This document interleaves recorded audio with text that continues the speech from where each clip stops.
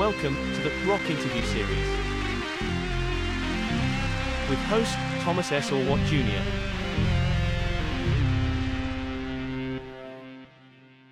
Welcome to the Rock Interview Series. I'm Thomas Orwat Jr., and for this episode, I went deep into my archives and uploaded an audio interview that I conducted with Klaus Meine, lead singer, songwriter of the legendary band The Scorpions. This interview was conducted on August 26, 2015, shortly before the release of the Scorpions' 18th studio release, Return to Forever. During our conversation, we discussed the Return to Forever release, the band's 50th anniversary tour, the past history of the band, and much, much more. So here he is, Klaus Meine. Hey, Thomas, this is Klaus.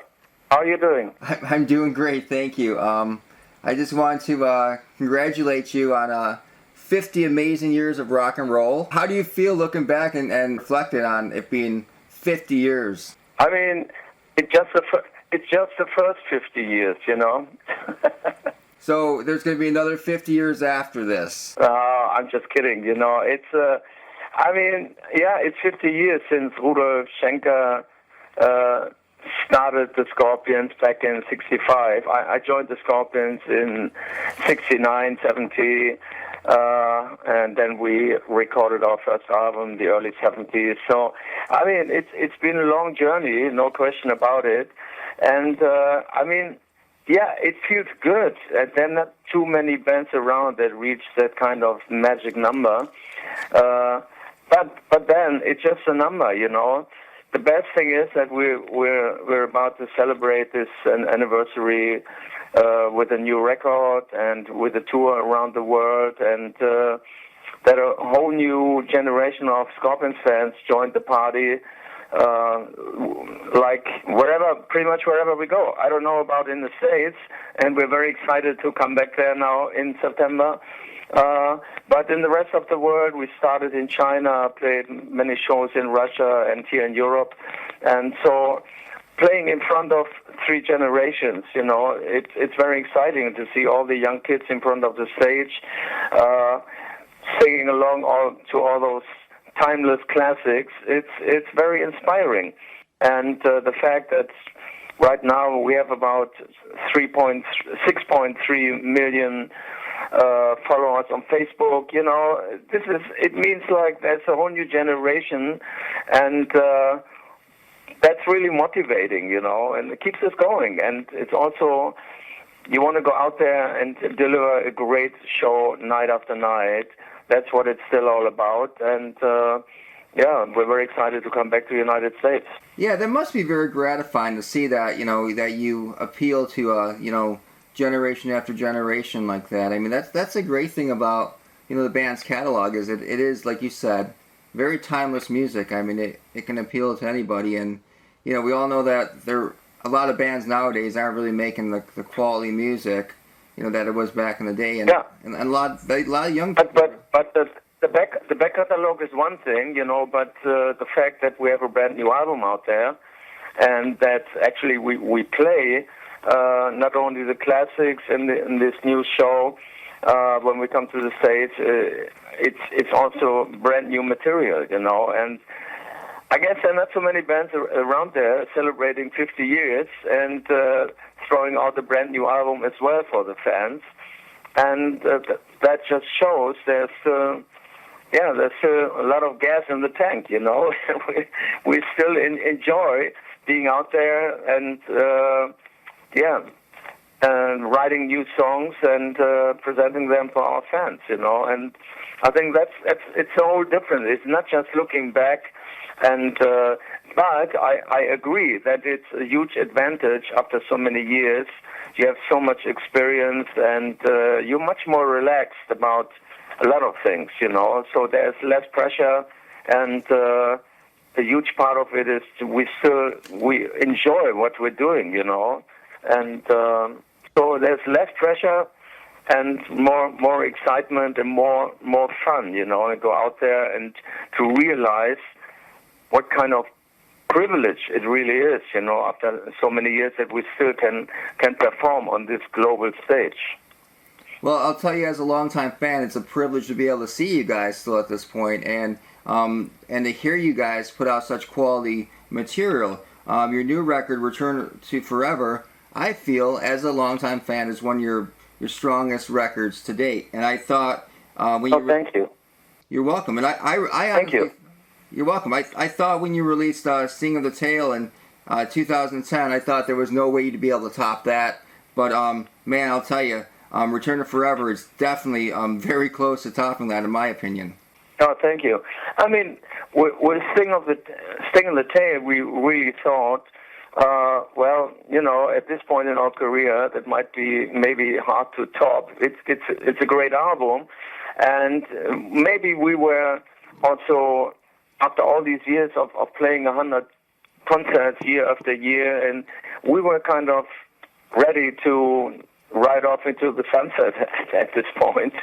But then after 2012, when we had this MTV Unplugged offer, we did this MTV Unplugged project with shows in Athens and Greece, and there was a whole new excitement about it, and we started writing new songs again because we wanted to make this show, this MTV Unplugged show, more attractive, you know. But at the same time, it just showed there's still so much creativity in the band, and of course, and we learned after this so-called farewell tour that it's one thing to say, but it's another story really to do it, and that this is our life, and the demand of fans and promoters around the world. That was in the end where we realized this is something you don't want to give up at this point, and there's I mean, let's see what's coming up around the next corner, you know, and so far it's fantastic, and to play all these concerts in so many parts around the world, and it's just wonderful, you know. Like I said, you know, it's a privilege, and it's wonderful we still can do it. And when the idea, I mean, when Rudolph came up with this 50th anniversary thing, when he found a book of his mother when back in '65, she was doing the bookkeeping in those early days of the band. And he realized, wow, it's going to be 50 years in 2015, so everybody was up for it. Then we got to do this, you know. Return to Forever, you have 19 tracks on that. I mean, that's a lot of tracks. Were you guys writing, you know, ever since you're finished with Sting of the Tale, or were you able to put together 19 tracks, you know, in the last couple of years or so? Or some of these older songs that you revised? I mean, all the songs are completely recorded. We recorded those songs last year. They were all, but there was material we were taking from some of it from the 80s. And I mean, a few years ago, we thought going back in the 80s, where it was a really creative time, there were some leftover songs never released material, and we wanted to finish those songs. And back then, we were just thinking about when we started working on that material, like a few years ago, in between some touring, we thought we focus on the 80s stuff and make a nice, like for our diehard fans, like an encore kind of album, you know. But when, like I said, after this MTV Unplugged project, we started writing new material. And also last year, everybody came up with new song ideas. And we ended up, the end of last year, with around 20 songs. And yeah, there is a balance on that album. There is some 80s stuff on there. It might be a 50-50 kind of balance, with some songs we took from the 80s, and some songs needed a new chorus. Most of them, I mean, pretty much all of them, needed new lyrics, you know. But half of it is brand new material. And when you think about maybe to put 10, 12 songs on the album, so you have always more stuff, and we ended up with 20 songs, and 19 are out there now. And last year we went like geez, we have a double album here or something, you know. So, but it's like in these days, you always need some extra tracks. You need an extra track for Japan. You need an extra track for iTunes, you know. And so with all those extras, and now in the United States with this release, I guess they're all out there. And yeah, it's 19 songs, and it's more something like a new album, like what we thought it would be like a few years ago when we were just talking about those 80s songs, you know. And but so much new material. Everybody came up with new ideas and new stuff in the last year. And so it's much more something like a new album. I think it's hard to tell the difference between those 80s tracks and the new ones.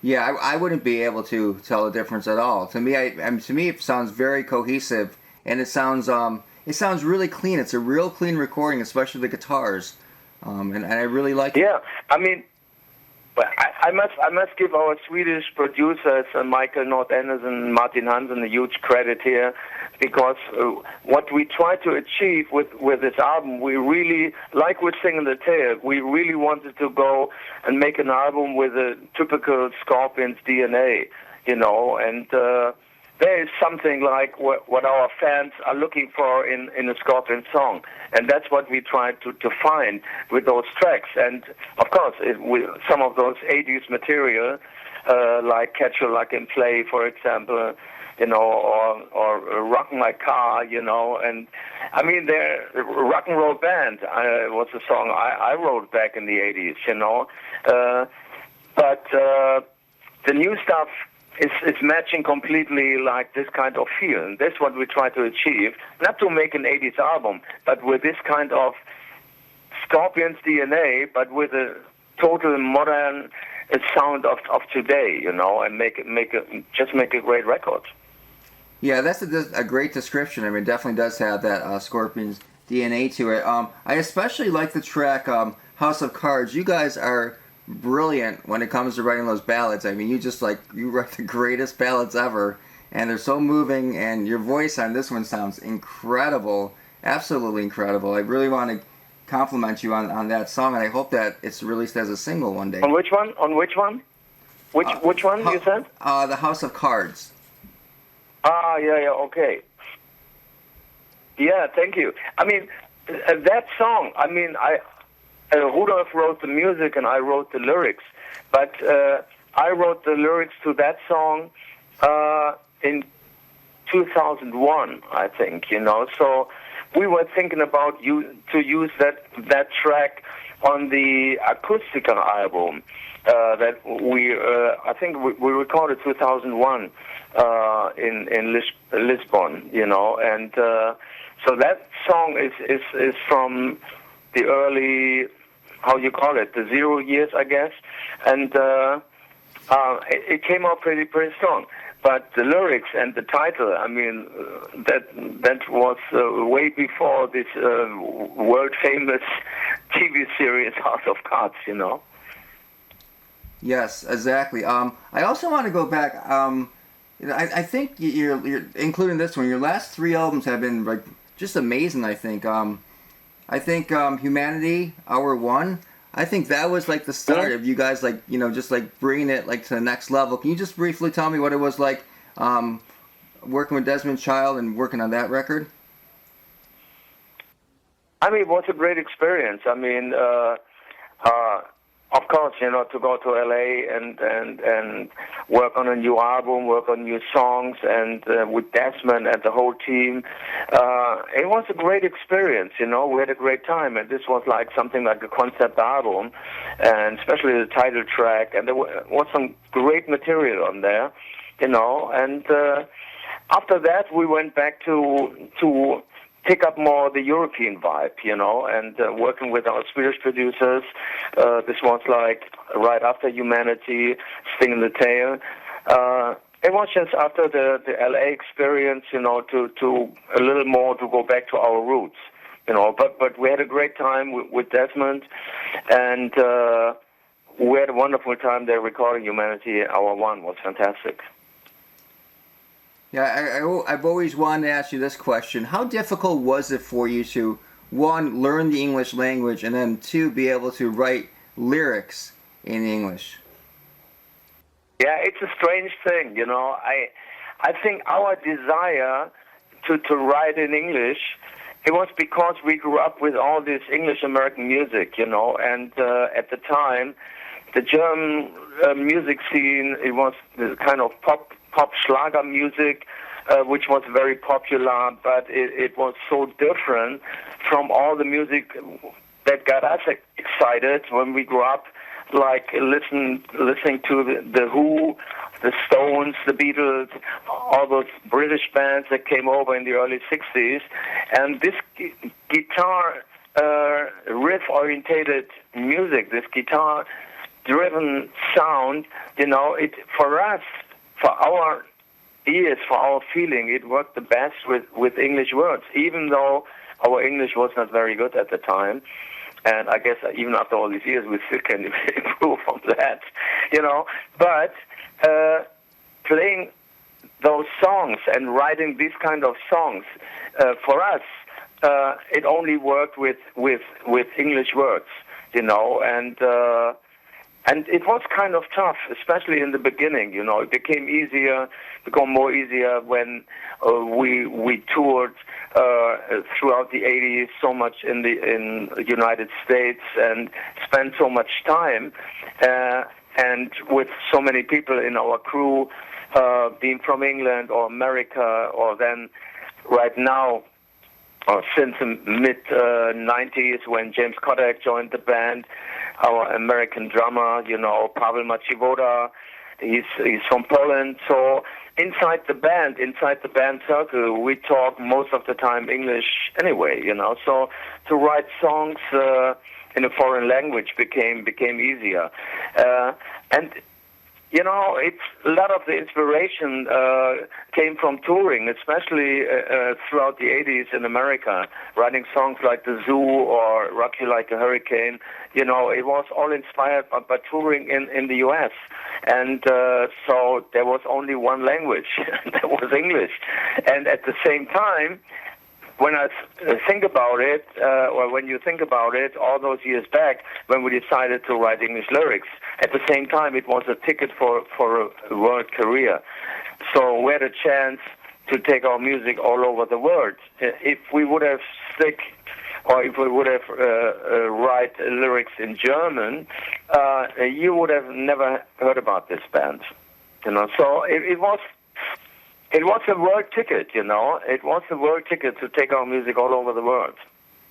Yeah, and I also think another amazing career move. I don't know if it was really like a move, but you guys had a pretty solid career with Uli Roth in the band. But then when he left, and in 1980, it pretty much started with Love Drive. You guys just exploded onto a whole nother dimension. I mean, how surprising was that to you, that move, which probably, you know, your fans probably looked at it as a negative, but it actually turned out to be a very positive thing and gave this band just shot you guys out into the stratosphere? I think before Matthias Jabs joined the band, in all those years with Michael Schenker and Uli John Roth, you know, it was a different version of Scorpions, especially the Uli John Roth years, where Uli used to compose songs with a Jimi Hendrix kind of feel.